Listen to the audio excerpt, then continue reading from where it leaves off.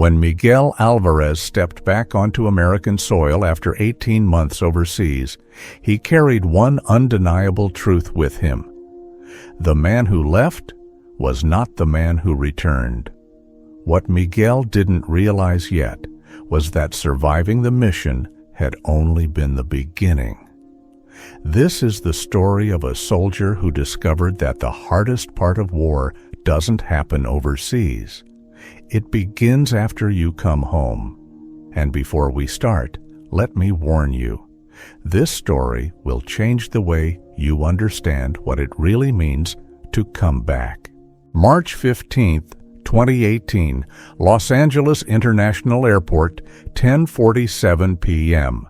Staff Sergeant Miguel Alvarez, 29 years old, U.S. Army Peacekeeping Forces, stood just a few steps away from his wife, Caroline Alvarez, and his 4-year-old daughter, Sofia, 18 months apart.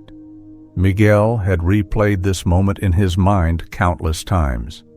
During restless nights overseas, when distant sounds sliced through the dark. During endless days on patrol, when every movement demanded full awareness. That image, holding them again, was what kept him grounded. But when it finally happened, something felt wrong. Caroline hugged him tightly, too tightly. Sophia stayed close to her mother, hiding behind her legs. And Miguel felt detached, like he was present, but also watching from somewhere else. "Daddy feels different," Sophia whispered. She was right. No one, not even Miguel, understood how different he had become. In the first 48 hours at home, 3 warning signs appeared. The first came during the welcome home dinner. Caroline cooked Miguel's favorite meal. The table was full. Relatives, friends, laughter, relief. Everyone wanted stories. Everyone wanted to celebrate. But Miguel couldn't settle. His eyes kept moving, scanning faces, measuring distances, noticing exits. His heart raced, his hands felt damp. "Miguel, are you okay?" Caroline asked softly. "Yeah, just tired," he said, forcing a smile. What he didn't say was that his body didn't know the war was over. It was still locked in survival mode, unable to recognize safety. 15 minutes later, Miguel excused himself and locked the bedroom door. The second night was when everything surfaced. 3:02 a.m., Caroline woke to a sudden noise. Miguel was crouched in the corner of the bedroom, his body rigid, his eyes locked on the door. In his hands, he gripped a broom handle with white-knuckled tension. Not as an object, but as a reflex. "Miguel, it's me," Caroline said carefully. It took nearly a full minute for him to recognize her voice. When his shoulders finally dropped, his hands were still shaking. "I was sure something was wrong," he whispered.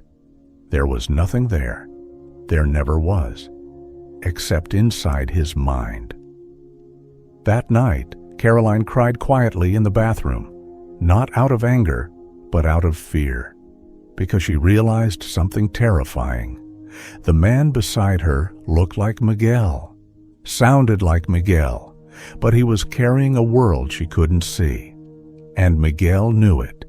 He saw it in Caroline's cautious eyes. In the way Sofia stayed closer to her grandparents. In the silence that filled the house whenever he entered a room. The weeks that followed grew smaller. Miguel barely slept. Unexpected sounds sent his body into overdrive. He stopped going out, stopped returning calls. At work, he was reassigned to administrative duties. Temporary reintegration, they called it. Miguel understood what that meant. Then, one afternoon in April, everything nearly fell apart. Sofia was playing in the backyard when a balloon popped. The sound was instant. Miguel reacted before thought could catch up. His body moved on instinct, Not intention. He rushed forward, pulled Sophia close, shielding her without realizing his strength.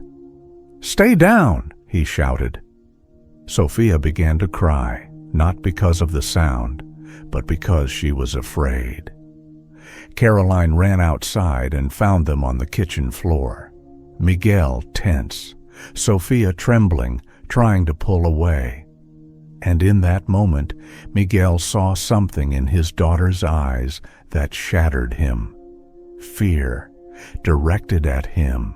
That night, Miguel packed a small bag and left the house. Not out of anger, out of shame. He went to the only place that still felt familiar, the base.